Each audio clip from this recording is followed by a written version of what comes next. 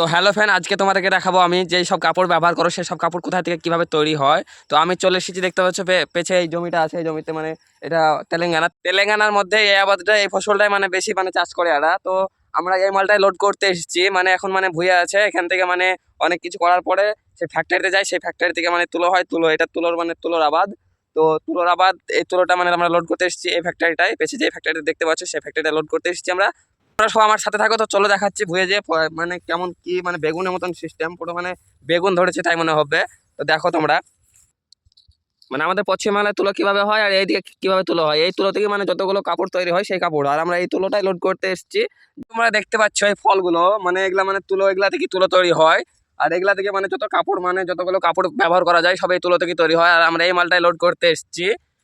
তো তুলো তো তোমাদেরকে দেখালাম আমি। আর আমাদের ফ্যাক্টরিটা কত মাঠের মধ্যে দেখতে পাচ্ছ তোমরা, আর এটা রেল লাইন, আর এদিকে একটা মানে ফ্যাক্টরি আছে, বড় ফ্যাক্টরি। এটা কিসের ফ্যাক্টরি বলতে পারছি না, তোমরা সামনে দেখতে পাচ্ছ সেই ফ্যাক্টরিতে যাওয়ারই রেল লাইন। আর আমি মানে রেল লাইনে এসে দাঁড়িয়ে ভিডিও করছি তোমাদের জন্য। আর এখানে কতগুলো গাড়ি দাঁড়িয়ে আছে দেখতে পাচ্ছ, আজকে তো গাড়ি লোড হলো না। তো দেখতে পাচ্ছ আমি মানে সুরিয়াপেট থেকে 50 কিলোমিটার আসার পর এখানে আমাদের লোড হবে। তো এখান থেকে আমাদের লোড হবে তো তোমার এই কোলাপুরের সাইডে মাল লোড হবে, কোলাপুরে খালি হবে, এখান থেকে মানে মাল নিয়ে যাবো। এখান থেকে কোলাপুর হলো 800-900 কিলোমিটার। তো এদিকের সিস্টেমটা দেখো, মানে ওই পাশে তুলোর আবাদ আর এই পাশে মানে ধানের আবাদ। এই পাশে ধানের আবাদ, মানে অনেকটাই ধান, শুধু ধান আর ধান।